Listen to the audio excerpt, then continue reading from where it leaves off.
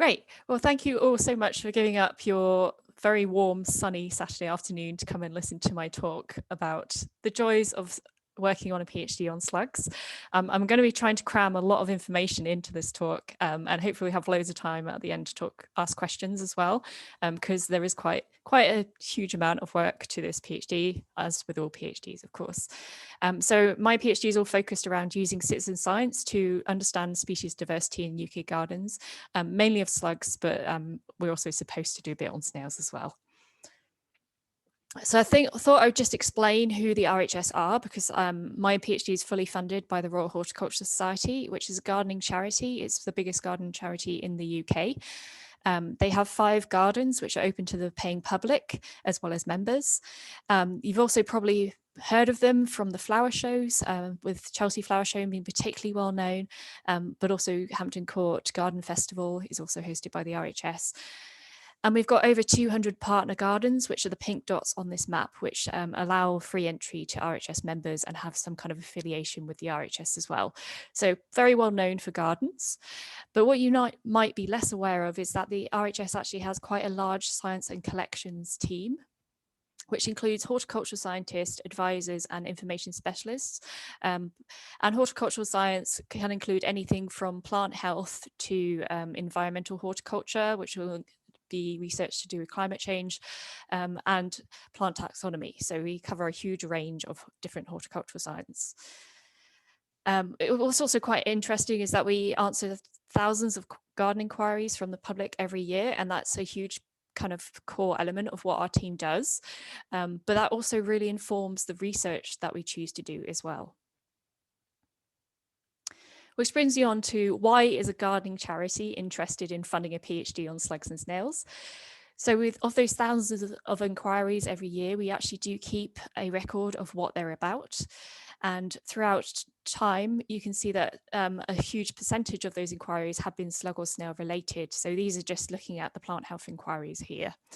So you can see over the recent decades, there's always been kind of a strong interest in slugs and snails, lots of people asking questions about them.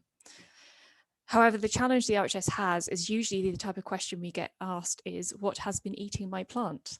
And we can tell you that a slug or snail has done that damage. We have enough experience to know that, but we can't tell you exactly which species is responsible. And as you know, things change and we become a bit more aware of biodiversity and how important that is, and how we need to manage our gardens in a way that's appropriate for all biodiversity, there's been a lot more interest in actually trying to understand this a little bit better, in actually understanding which of those slugs and which of those snails are the problem and which ones are actually beneficial to gardeners, which is kind of where everything I'm doing feeds into. And on top of that, we have the challenge that the slug fauna is changing significantly over the past few decades. So when Ben produced the FSC key in 2014, that increased the known number of slug fauna by more than 20%. So we suddenly had a load more species of slug that we realized were here. And this means that about less than half of the slug fauna is considered native, and many of the species are still seem to be arriving. So we're getting new species still coming in. But also the ones that are here are changing range as well, potentially due to things with climate change, but maybe even just to changes in the way that people are living and moving around the country and taking plants and slugs with them. Despite all of this, very little is known about many slug species at all. So for example, the ghost slug is a great example of that, because when it was first discovered in Britain, it was new to science and it wasn't really known from anywhere else, but it's not a native species. So there's just this huge gap of knowledge for some species. The challenge is that when you talk to gardeners about slugs, they tend to say, well, all slugs are the same. And when you look at the entire fauna like this, you can see some differences, but a lot of them do look quite similar to a beginner. It can be quite challenging to actually tell them apart. So it's not easy to get the gardeners out there looking at slugs in detail. So this is kind of all the challenges that feed into my PhD and why we set this PhD up. My PhD actually has 3 main research strands, and I'm going to try and talk about all 3 a little bit today. We've got the RHS Cellar Slug survey, which many of you may have seen advertised around. It's been running since 2019. We've got the Slugs Count project, which is an ongoing large-scale experiment that's 1 year in duration. And then I've also been doing a little bit of feeding choice work, looking at the pest status of different slugs and snail species as well, just trying to unpick a bit of that. I have a huge team of supervisors to keep me in line and also to give me a lot of support throughout this process from 3 different organisations.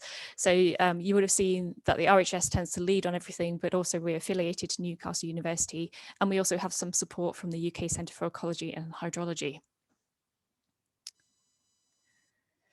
So my PhD originally started in 2018 and everything was going quite smoothly. We launched the Cellar Slug survey in March 2019. And then just when we're planning to launch my next big piece of research, COVID came along and disrupted everything. So we had to take a 6-month break really from my PhD for a while, which meant that everything has now been shifted. So originally on the original timeline around this time of year, I was supposed to be near finishing and writing up. However, now we are very much mid-data collection and still working on that. And my new hand-in date for final submission of my thesis is 2023. So hopefully you'll be starting to see some publications and results coming out around that time or a bit earlier even.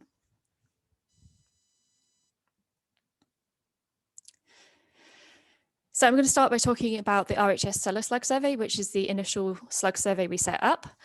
This was looking at a particular suite of slug species. So we were just asking people to go out and look for the cellar slugs. And the reason we selected these species is because there is something interesting happening with them. So the yellow cellar slug has been around in Britain since at least 1600, possibly even earlier, based on some amazing research that Tom Walker's done in looking back at old records. But when Ben came to create that guide, they sampled across the UK trying to look for this species, and they could only find reliable specimens from parts of South Wales and also parts of Devon and Cornwall itself, and really couldn't find it anywhere else. And what had happened is in the 1960s, the green cellar slug had been discovered in mainland Britain, and it seems to have spread very rapidly and been replacing the yellow species. So I was just quite interested in this to try and see if we could gather more records of these species to understand if the yellow cellar slug really has declined that much or if it's just being undetected, and just get people out there on the ground doing so. What's really great about these species as well is they're quite distinctive looking. They have these green and yellow mottled bodies and these blue tentacles, and it's quite difficult to mistake them for any other slug really. And you can reasonably identify them from photographs, and also generally it's thought that you can actually separate the 2 species from photographs as well, because the yellow cellar slug usually has this unbroken yellow line along the center of the tail, though there are some questions about how reliable that definitely is.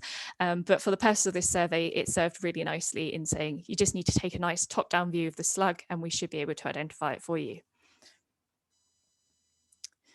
So we launched the survey also as another way to get gardeners to look at slugs again, because these are quite nice poster slugs in that they look quite interesting, but also they're mainly thought to be detritivores, so they don't really feed on live plants. So again, it was a really good story to take to gardeners and say, this is a slug that could be good for your garden and probably is in trouble, so we really need you to get out there and look for it because we want them to stay around.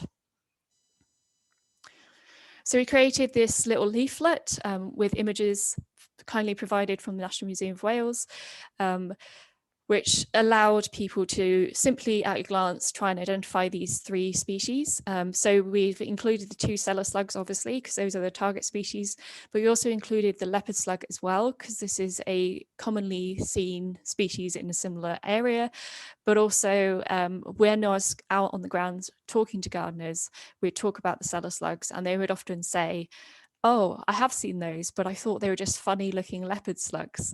So people seemed much more aware of the leopard slugs as a species than they were of the cellar slugs. So it made sense to kind of include that and highlight the differences between those 3 species. So the response so far has been pretty good. As of the 12th of July, we had 907 records submitted, and of which 747 have been able to be accepted.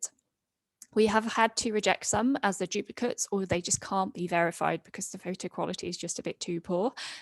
I should mention that we've actually partnered with iRecord on this. So we have a special custom form on the iRecord website for people to submit these sightings to.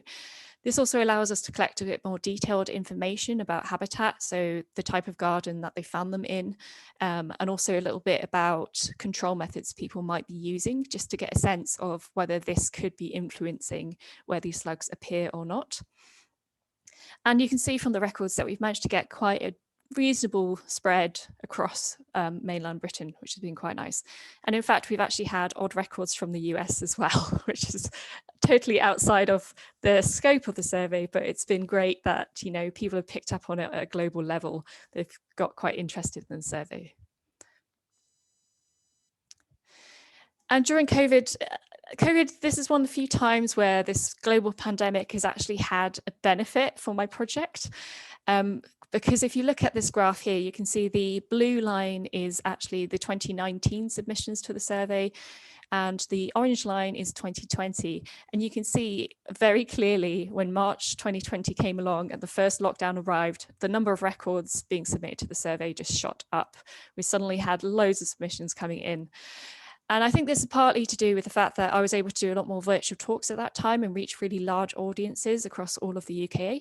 But also there was just more people at home and in their gardens during lockdown looking for something to do because they're all stuck at home and they just want something to go out and do. So we're really lucky in that, you know, the Cellar Slug survey got a bit picked up on and we suddenly had loads of interest at that point. You also notice that 2021, the grey line there has this nice spike on it. This is partly because we collaborated a little bit with the Field Studies Council Biolinks Discovering iRecord course. So they actually set the Cellar Slug survey as a course assignment in January and March 2021.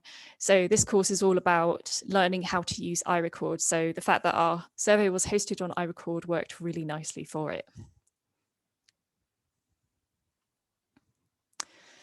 So far, the data is kind of showing what we anticipated it would, in that just under 80% of records have been confirmed as being green cellar slugs. So they do seem to be much more widely abundant and widely encountered than the yellow species, with just 4% of records being confirmed as yellow cellar slug. So it does seem that the species really has declined. What's also quite interesting, I think, for me, is this 10% of other species here. So the iRecord form is actually limited in that you can only enter the 3 target species. So that's either the yellow cellar slug, the green cellar slug, or the leopard slug records. So those 10% have all been entered as one of those, but we've been able to verify them as being a different slug species. So not one of the target species. Which I think is really important and interesting to understand, because this type of survey, we're not giving everyone in-depth training. We're just giving them a simple guide of what to look out for. And we're not saying on that guide what other species look like, just the target ones. So it's totally understandable that you would have people send in different slug records by mistake. And some of these are quite understandable. So for example, we've had 35 records of Ambigolimax species, which are usually recorded as leopard slugs. And you can see that they do kind of have similar markings to leopard slugs, for those of you familiar with slugs. And even some verifiers find it quite challenging to actually tell these apart from juvenile leopard slugs, and it can be really difficult to do so. So totally understandable mistake for people to make, but just evidences, you know, where these confusions can arise. On the other hand, we've also had 22 records of various large arin species, or smaller arins even in some case, recorded as yellow cellar slugs, which is particularly interesting because they're actually in completely unrelated families. So the Arionidae have these big exposed mucus pores at the tip of the tail here, and don't have these kind of tapering tails. But of course, what you'll immediately be able to see from these photos is that these slugs that have been sent in, they are yellow slugs with blue tentacles. So people have grasped the concept of what they're looking for, but they haven't really looked deeper at the shape of the slug and the pattern on the body to make sure that it's definitely that. So there's lots of enthusiasm there, but just maybe not quite enough knowledge to know exactly what they need to look out for. So where actually is the yellow cellar slug? So on this slide on the left, we've got the NBN Atlas distribution of the yellow cellar slug. So that's all records throughout history until last year, I think it is. And then on the right-hand side here, you have the distribution from our survey. So you can see it obviously fits within the historical distribution, but it's much, much more patchy. What I also think is quite interesting is that the records are very scattered. So it's not like there's a clear north-south divide or anything like that. There do seem to be more records in the south, a bit more clustered, but it is always tricky to know whether that is partly to do with population centers of people and where they're actually looking. But to me, this would suggest that maybe the changing UK climate hasn't really affected this species significantly. And there may be something else causing their decline. On the other hand, the green cellar slug, so this is the known distribution on the NBN, and then this is our distribution, which fits again very nicely with the known one. So it's reassuring to know that our records match quite neatly the kind of pattern of records that's already known. However, we have had some additions as well. So for example, this record out here on this Scottish island, that seems to be the first record of this species that I found for that area, which is quite interesting.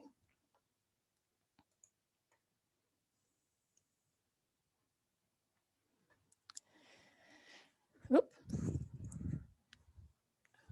Sorry, my computer's having a moment. There we go.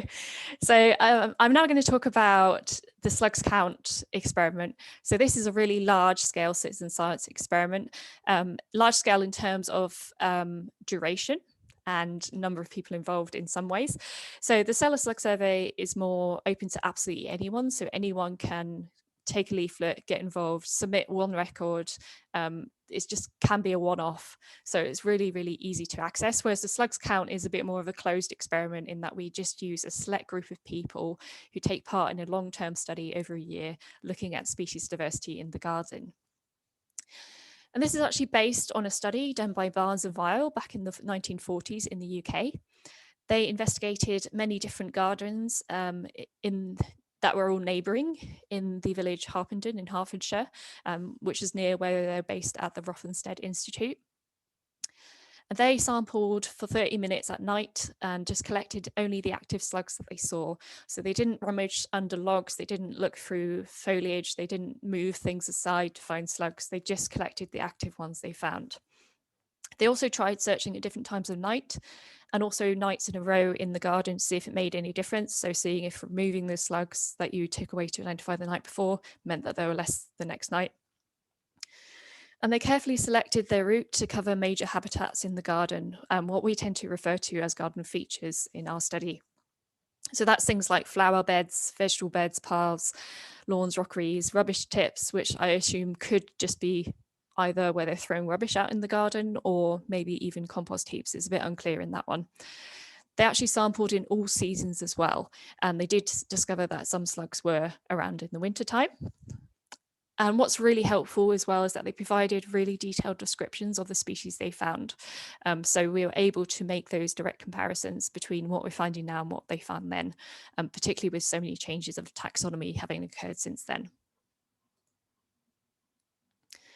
So some of the findings from their study, which is really helpful in informing how slugs count works, is that slugs are less active in winter, but there certainly are some around. So we decided it is worth studying throughout the winter as well. So this survey was a full year long and trying to cover the winter months as well.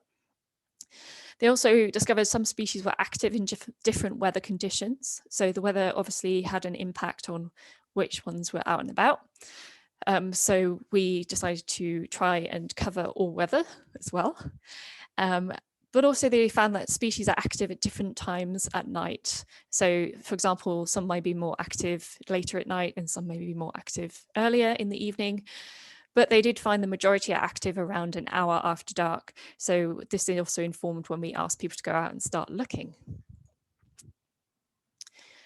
So slugs count very similar in methodology to Barnes and Weil, but we do have some differences.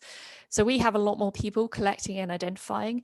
It's not practical to send someone like myself around the UK to sample throughout the whole year. So we actually have 60 citizen scientists who go out in their own gardens, collect the slugs and identify them for me. We also have a much wider geographical spread. We decided to try and cover all of mainland Britain to try and get a nice even spread of that. And we decided to sample every 4 weeks just to keep the amount of work for everyone involved manageable, because sampling every week, unfortunately, is just not possible. And we also have a 1-year limit because of funding. So we're not able to do 2 years like Barnes and Weil did. So we actually started recruiting in February 2020, but then of course COVID came along and it delayed the start of the project. We were looking for 60 participants. We were a bit concerned we wouldn't have enough, but actually in the end we had just under 3,000 applications to take part in the project, which made it very challenging for us to try and actually select the final 60 to take part. I could give a whole talk on what we actually had to do to just narrow that down to the 60, but we don't have time to get into that. But as you'll see from the map on the right, those are our 60 locations. We managed to get a really nice, good spread across the UK. And try and avoid a bit too much of a southerly bias, which is often a problem in this kind of project. We finalised our participants, trained and had them out surveying in October 2020. And this is a year-long study, so they will actually finish sampling in October 2021. So this is still ongoing at the moment. So in practical terms, we actually supplied everyone with a copy of the Slugs of Britain and Ireland key so that they could have a go at identifying the things they found themselves. We also gave them a head torch, some plastic forceps to pick the slugs up with, plastic containers, some envelopes, capillary matting and labels. So they're given all the equipment that they hopefully need. We asked them then to plan a route to follow each survey. So every survey they should be walking the same route, and asked for this to cover main garden areas. So for example, places like lawn, flower beds, hard standing, to make sure that they were covering all those different potential features within the garden. They were asked to then carry their survey out every 4 weeks. So that was their 30-minute search every 4 weeks. And they were split into 4 different groups, and the surveys are staggered so that we've got even effort throughout the year. So this essentially means that I'm receiving 15 surveys worth every single week of the year. So it's quite an intensive study. It's quite full on at times, but it means that we get a really good spread throughout the year. We asked everyone also to try and start their survey approximately an hour after sunset where it's possible. We did say where possible because for some of our most northerly participants during the height of summer, this would be very, very late at night. So we have had some surveys have to start at past midnight in certain cases. And we didn't want to be too strict on that because obviously, you know, you've got to consider your participants' well-being as well and what they're willing to do. But of course, every single slug they find is verified. So participants identify the slugs themselves and they write down on the recording form what it is they found. They then post all the slugs live into me at the lab, where I take another look at them and I check those identifications. We then preserve every single slug for future morphological and molecular identification work. So we've got this huge resource of slugs that we can use to answer any questions we have about taxonomy and the slugs that we found. And all the information that we've then collected on verification, so what they've identified versus what I've then identified things as, are sent back to participants every month to give them the kind of the confidence in their own identifications or the opportunity to improve their accuracy as well. So throughout this process, they're actually hopefully learning and improving their identification skills. But it's not all been smooth sailing. COVID has created quite a few issues for us. We've had various project staff and participants needing to self-isolate at various times. We've also had some issues with Royal Mail as the postal system's been a little bit overwhelmed, particularly around the period coming up to Christmas. They struggled a bit there. But generally things have worked out quite well in terms of postage. We've also had some staff and volunteer restrictions on site, meaning there's been a lot less support for the project than we planned. So for example, I was supposed to be in the lab with a volunteer once a week, but unfortunately they've had to basically volunteer from home, which has still been really useful in supporting the admin side of the project, but means that I'm often getting a little bit overwhelmed by slugs in the lab. On top of that, we've also had a lot of building work going on site at RHS Wisley, where I'm based. So some of you may have been to Wisley before and seen our beautiful laboratory building, which was built in the 1900s. We actually moved out of that building during the lockdowns and moved into a brand new purpose-built building at RHS Hilltop, as it's called, which has just opened last month. So we've had that also going on. This meant that at times even the simplest task became a bit of a challenge. So for example, there was a few weeks where I really struggled to access a printer to print off forms to send out to my participants. So these are the unexpected problems you come across in a PhD during a global pandemic. But how are we doing despite all of that? So we actually updated all our participants in June, which is why this is dated June, because this is an ongoing study and I didn't have the time to sit down and calculate all the figures again, I'm afraid. But as of June, we had 58 of 60 participants still contributing data. So they're still taking part, which I think is just brilliant because when we set this survey up, we were warned to expect up to a 50% dropout rate. So they expected that we could lose 30 people. And to have only lost 2 so far is just incredible. Like the level of commitment from them has just been amazing. At that point, we'd completed 9 of 13 surveys. We're actually now completing 10 of 13. So we're really close towards the end of the study. So just fantastic, again, the level of commitment from everyone. And we also know that people are busy, they have things going on, they've had family emergencies or something's come up and they haven't been able to do their survey. But I'm really pleased that we've actually managed to complete 96% of surveys. So although we haven't done every single one, we still managed to do a huge proportion of them, which is fantastic. And during that time, we've actually identified just under 13,000 slugs. So that's a lot of slugs that we've all been looking at, which is incredible. And I should add that we've kind of set ourselves a very difficult task in trying to identify every single slug that's collected. And that includes things like juveniles and some of the more problematic species aggregates as well. So we're still very much active project, so I don't have a huge amount of data to show you to do with it, but I thought I'd quickly talk about the winter months because as we all know, slugs tend to be a lot less abundant in winter, and previous studies have generally shown that at temperatures below 5 degrees, slug activity significantly drops off to a minimum. We had 85 of our surveys take place at conditions at less than 5 degrees, and they did find slugs, so they were still finding active slugs. This actually included, incredibly, 6 surveys that were below 0, and they still found slugs that were crawling around at that point. And amazingly, one of these surveys was -5 degrees air temperature, which I was really not expecting us to find any slugs at all, but she actually found 27 of them. So that's a huge amount of slugs at a really cold temperature. However, having had a conversation with the surveyor, we kind of talked about it, and she said that actually all of those slugs were found on a south-facing wall, and it had been quite a sunny day, and the temperature had just plummeted overnight. So although the air temperature had been really cold at that time, actually the solar gain of the wall meant it was stayed warm enough for the slugs to actually be active on that surface. And I think this just is quite a nice example of how important those microclimates and microhabitats in the garden can be for slugs. So for example, those vertical surfaces that are being warmed up by the sun.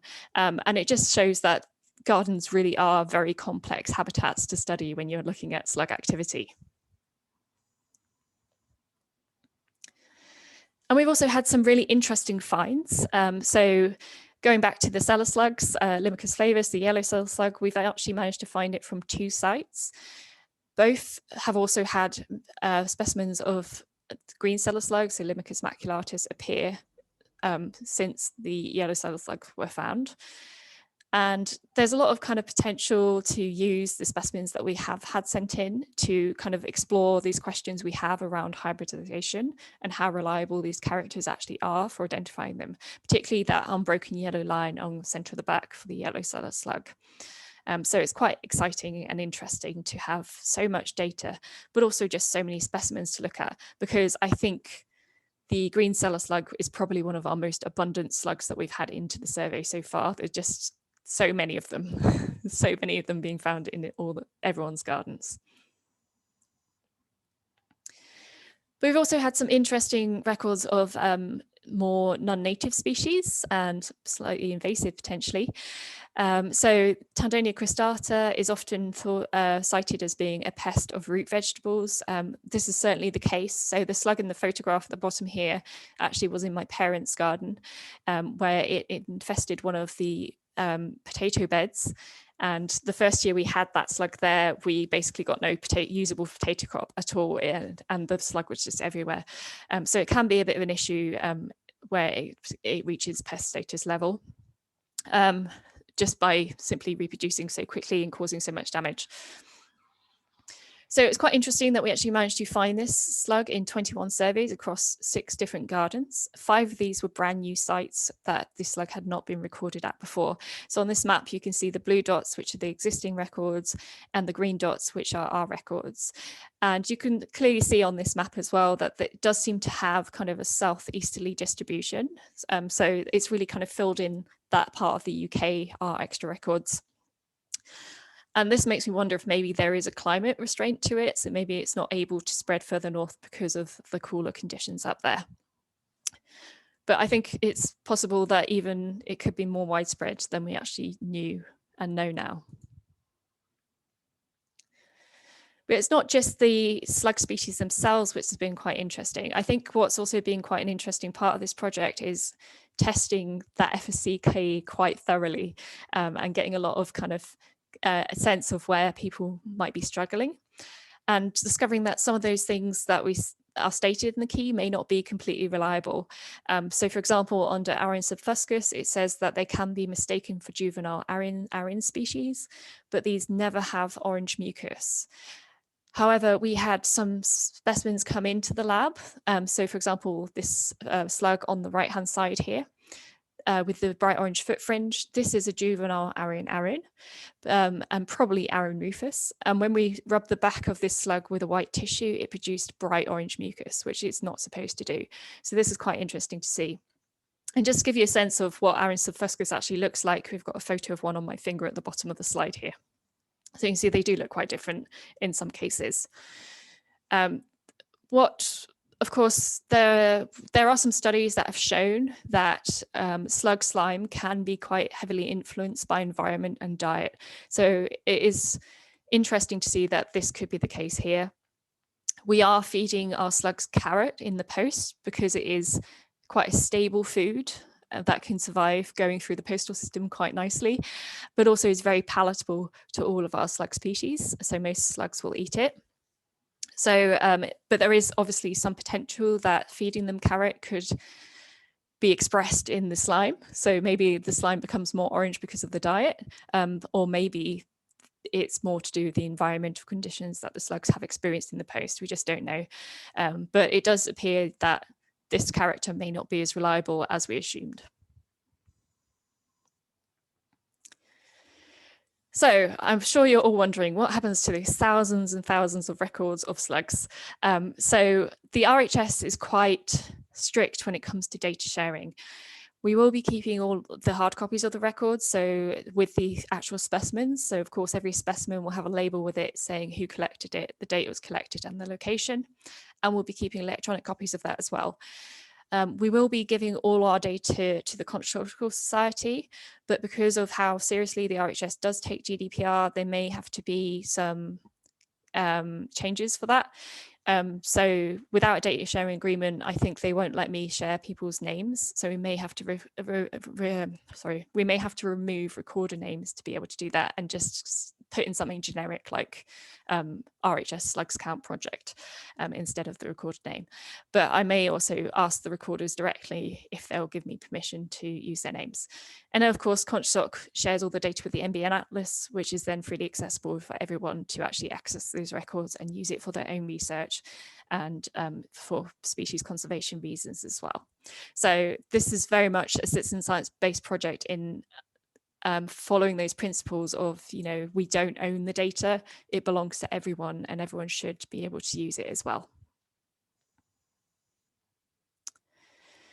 So I'm just going to finish off by talking about something a little bit different. So the two projects I've spoken about so far have been very much citizen science based, and the final bit I'm talking about is just a lab-based experiment. And this is just something that we kind of did during the first lockdown, which was looking at feeding choice preferences with hosta plants, looking at slugs and snails. So there's an interest in understanding which slugs and snails prefer to feed on decaying and fresh plant material. I did look through the literature and I couldn't really find many studies that had explored this. And I think it's really fascinating to know, particularly in those omnivorous species, do they prefer to feed on one or the other, or is it just quite random? So I was really keen to explore that. The reason we selected hosta for the study actually was because it was one of the most inquired about plants that we had RHS records for slug and snail damage. So, and this was very true going out to a lot of the RHS shows. I'd often get approached by people and they'd talk about hostas. It seems to be the classic plant that gardeners want to talk about, the slugs and snails eating. So it seemed like quite a good plant to use for that reason. But surprisingly, there was actually very little published information on which slug and snail species are responsible for attacking hosta. And of course, most of the feeding damage is done at night, so it's rarely observed in a garden setting. However, some cultivars are actually being intentionally selected and said to be resistant to slug and snail damage. So there's obviously going to be some difference between different cultivars as well of hosta. So from my experiment, we actually selected two different cultivars of hosta, one that's said to be very resistant to slug damage, which is actually a variegated hosta known as Hosta June. And then we had one that seems to be much more vulnerable. So it's widely used cultivar of hosta, but also widely damaged as well, which is Hosta Royal Standard. We then cut leaf discs of these different cultivars of hosta, and we intentionally allowed some leaves to decay. So we cut decaying leaf discs, or senescent as we call them in the study, and also some fresh leaf discs as well. And then basically gave the slugs and snails a choice of what they wanted to eat. We also gathered slugs and snails from a range of different locations. So we had a location in Wales where we got some from, location in Newcastle, one in Northamptonshire, and we also managed to collect some from Wisley itself as well. And this just allowed us to kind of account for any variation between different slug and snail populations as well.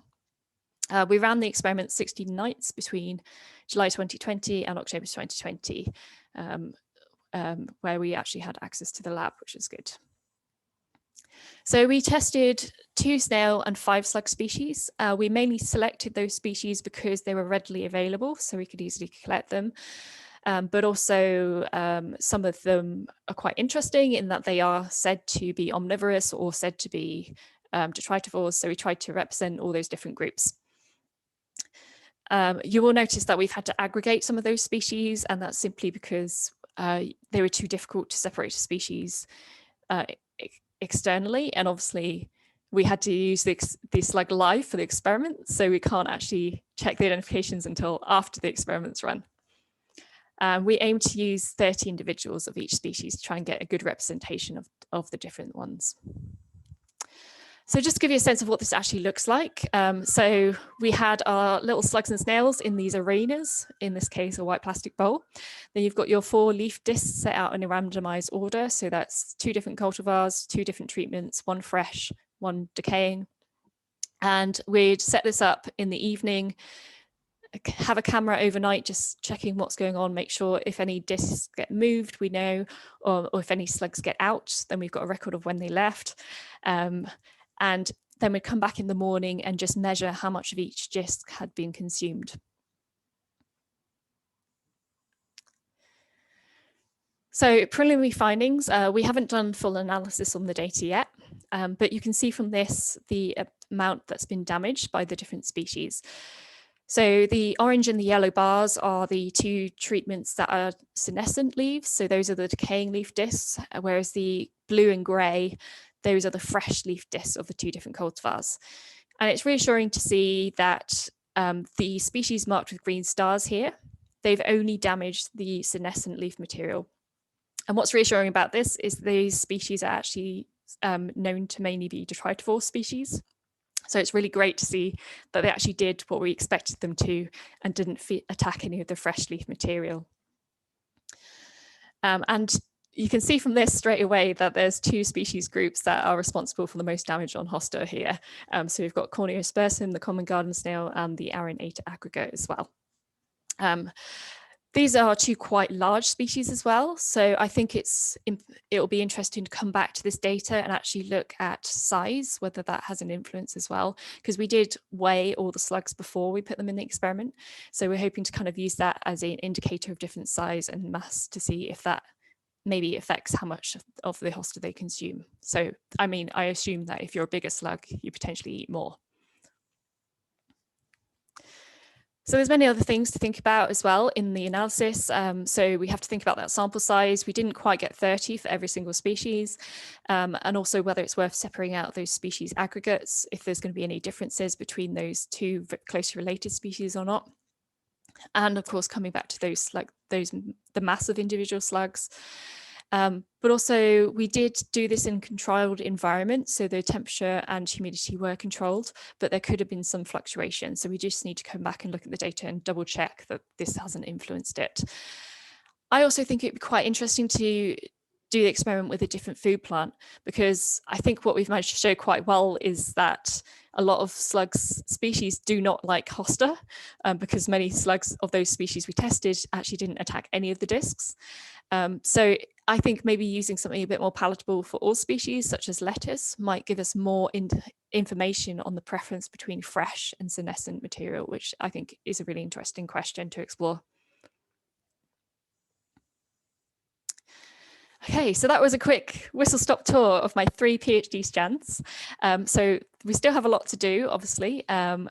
So for slugs count, we're still confirming identifications. We're going to be using a lot of morphological examination for that, but also potentially do some DNA barcoding for some of those more difficult species to separate. We have a lot of data to analyze for slugs count, also for the Cellar Slug survey and the feeding choice experiment. So hopefully there'll be lots of information coming out soon. But what I'm also really interested in is actually analysing how difficult slugs are to identify for citizen scientists. So we have information on that, both from the Cellar Slug survey, from those misidentifications, but also from the Slugs Count project, where we've been getting people's identifications versus mine. So we can kind of work out where those errors might be and where the challenges are. So currently my funding ends in September 2022. But my final hand-in date is January 2023. So watch this space for hopefully lots more interesting information about slugs. So just to summarize, there have been some delays and challenges caused by COVID, but it's not all been bad news. There has been some increase in data coming in as well. There's a lot of interesting data from this coming in as well on how accurately slugs can be identified by citizen scientists with minimal training, which I think is really interesting in terms of slug recording. We're also generating a large amount of data on species abundance and dominance throughout the year. So we're getting a huge sense of when species are present and when they're absent in the garden. And also when kind of you get big population of certain species at some times of the year, or whether they're kind of more consistently present. We also managed to increase the records of some non-native species or rarely recorded slug species, which is quite exciting. And we're still kind of working on maybe looking at more at feeding preferences between fresh and senescent plant material. But it's all not all just about the data. So I think for me, a big important part of this project and citizen science itself has been encouraging just a bit more understanding of slugs in the garden, and also encouraging much more recording of slugs as well. So back in October 2019, we managed to do a piece of BBC News Round. So this is aimed at younger children, just talking about how interesting slugs are. So just trying to get them thinking about slugs and get them excited about it. And then in September 2020, we actually produced 3 different videos within in-house at the RHS, which is aimed at just gardeners or people who've never thought about looking at slugs before, just getting them thinking about what maybe they need to look at to start identifying them to family level. And then most recently, last week, we managed to air a piece on Gardener's World, which was me just talking about different slugs you're likely to find in the garden, and just trying to get gardeners to think again about slugs and get a bit more nuance, rather than just assuming that every single slug is the enemy. So thank you so much for listening, and a huge thank you to so many organisations who've supported me throughout this project. It's just been amazing how many people have offered help and support, and a huge, massive thank you to absolutely everyone who's sent in data so far.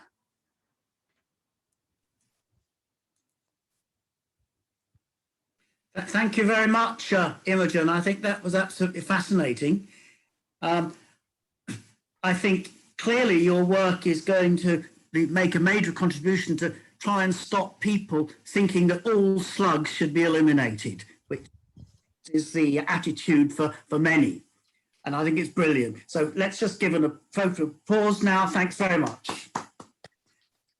I'd just like to say that I think the citizen science work that you did could perhaps be a model for huge areas of science. I mean, you've done it for slugs, but the meticulous way you set it up and the huge response that you've had and the continuing response is so impressive that I hope that one of your papers will be just about setting that up to encourage other people to try and do surveys on any other kind of biota, really. No, it's really good. Thank you. Yeah, that's very much something I'm keen to kind of promote, as well as the value of citizen science, and that there is a big community of scientists out there using it as an approach. So ladybirds, they do a lot of citizen science in as well. So it's just lovely to show that even for such a tricky group as slugs, you can make citizen science work. It's just really exciting. Now, I'm sure there are some questions, particularly from those slug experts among us who are listening, and probably others. So anybody? Pat first, hand up. I am Imogen. I was just not about the cellar slugs, but I've noticed, well, I think I've noticed the lack of 2 certain types of slug in the garden over the last couple of years. And they are what I call they're quite large golden brown ones. I hadn't seen for ages. And even more so, the big black ones, which I think tend to be more heathland or marshy type of areas. I haven't seen those in years. Do you know if there's been any significant decrease in those particular species? So I'm not sure about the trend over decades or years, because I don't really look at that in much detail, but those large Arians, that species group, there's a lot going on with those. So there's at least 3 or 4 species, potentially more, and there's some evidence that these can probably hybridize with each other. And I've certainly seen from my surveys that we don't have many of the big black ones anymore, which would traditionally be the Arian Eta form. So that's the big black form. And anecdotally, when I've been in Scotland, I have noticed them kind of in the Highlands or around heathland. So they seem to be much more in less hospitable habitats, I would say, for a slug, whereas in the gardens they do seem to be much less of them, and you do get a lot more of the brown looking ones. So I'm not sure if that's because species like Arian vulgaris have moved in and are replacing them, or if it's just something to do with, you know, something more complicated to do with phylogenetics, in that, you know, genes are expressing differently or something like that. At the moment, we are trying to identify all of those slugs coming in and slugs count using external morphology. which is very challenging, and there's quite a few problems with that because we know that the characters aren't super reliable.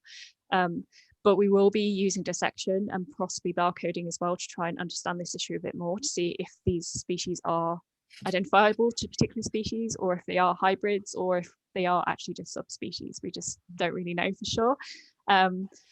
It's a very complicated issue, and I'm sure Ben and John would be able to comment on this a lot more than I can, because that is a nightmare group, I would say, simply. As citizen scientists, it's just a nightmare group, but they are kind of the quintessential slug that everyone thinks of when they think of slug. Yeah. Thank you very much. Robert's got his hand up now, but I noticed Rosemary and Peter also had questions.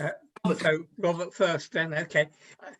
The only comment I would make about these changes in gardens is that when we moved into our present garden in the 1990s, easily the commonest slug was Arian flagellus. Now it is, I have not seen it for about 10 years. Mm-hmm. And to replace it is with maculatus in hordes, but also brown Arian Acer stroke rufus. Mm-hmm. But the flagellus disappeared completely. And it's a dramatic change. And I don't think that's to do with hybridization. Yeah, I think there's also much more complicated things going on to do with the habitat and the environment as well, because we've certainly noticed that in some of the gardens in our study, they have huge amounts of flagellus and no other large Arians. So there's something going on, but I don't know if we'll be able to get to the bottom of it or not. But it'll be interesting to delve into that data a bit more to see what these changes are, because it's also hard to know if that's just changes over time. So within the year, if flagellus is seriously abundant at one time when the other slugs aren't. I don't know. Peter, I think you were next. Yeah, it was just a gardening kind of point of view. Did you notice, you didn't mention whether there was a difference between the two hostas that you tested, the so-called resistant one and the less resistant one? Yeah, I think it's tricky to comment on that because we haven't done the full analysis yet. But I think looking at the raw data, that Hosta June was slightly less attacked, but it was still attacked by some of those species that were attacking the fresh material. So I'm not sure if the differences between the two cultivars is significant or not at this point. I'll have to do more analysis to try and comment on that. Okay, and if I can slip in just another quick one. You didn't have many records from your survey from Ireland. Is there a reason for that? Yeah, I'm afraid there is. That was kind of intentional because we didn't publicise it in Ireland, Right. because the RHS scope doesn't go as far as Ireland. So I'm afraid we focused on mainland Britain and yeah. Rosemary, you had a question earlier on. You raised your hand first. Can you unmute? Unmute. Yeah, sorry.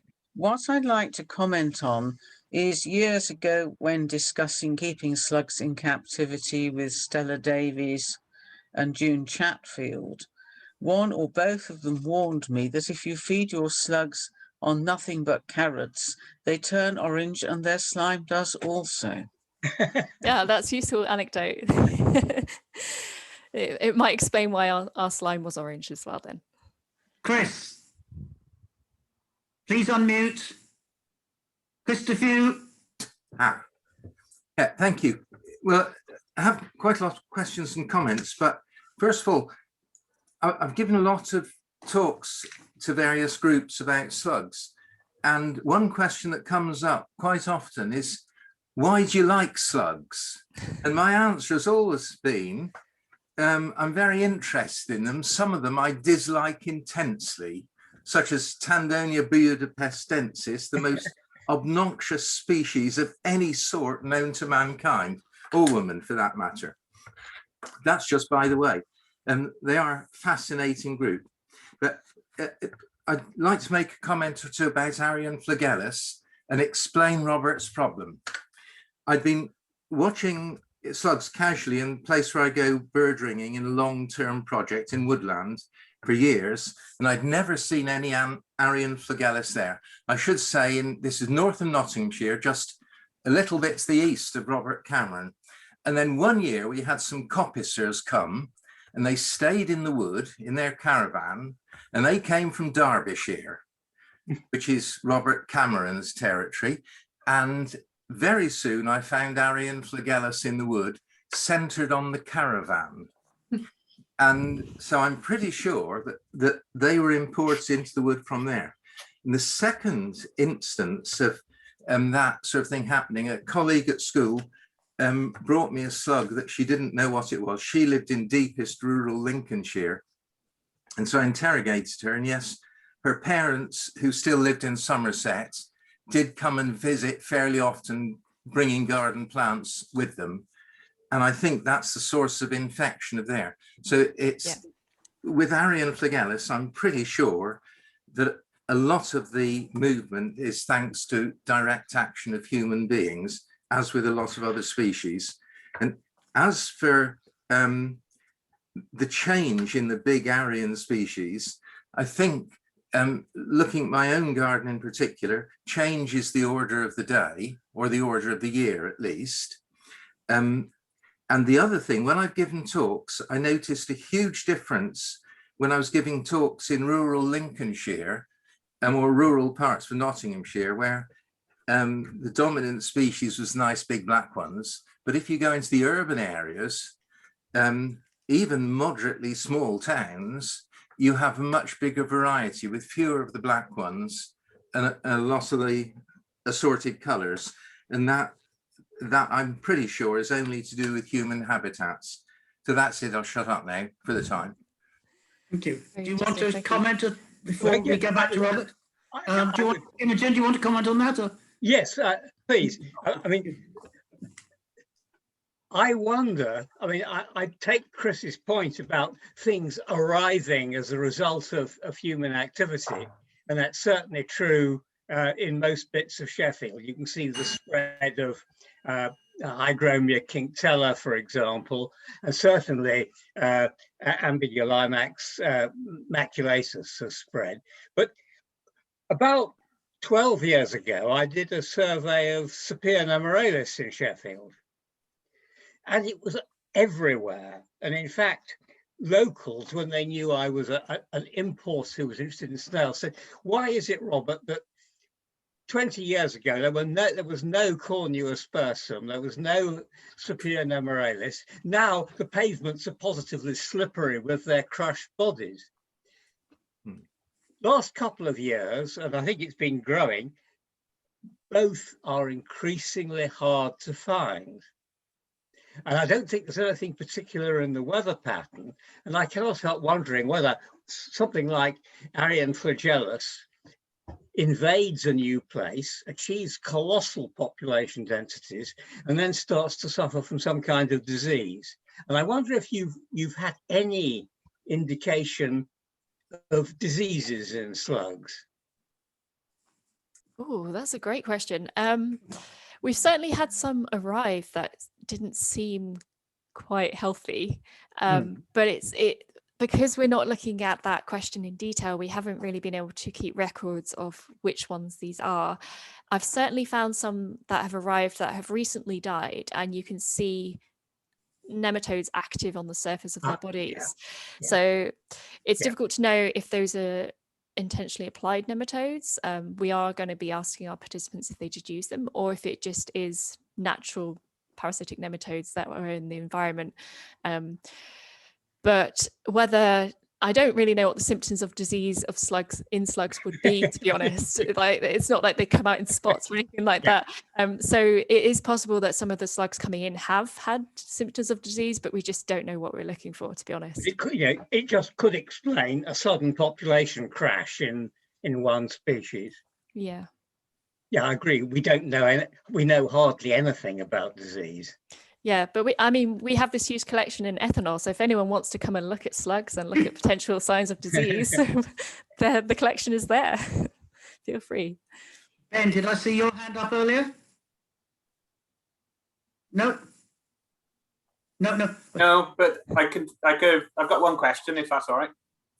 Which was the slug species that was active at -5 degrees? No, now you put me on the spot. I can't remember. It was a few of them, I think. Okay. I'd have to look at the data to tell you that. Right.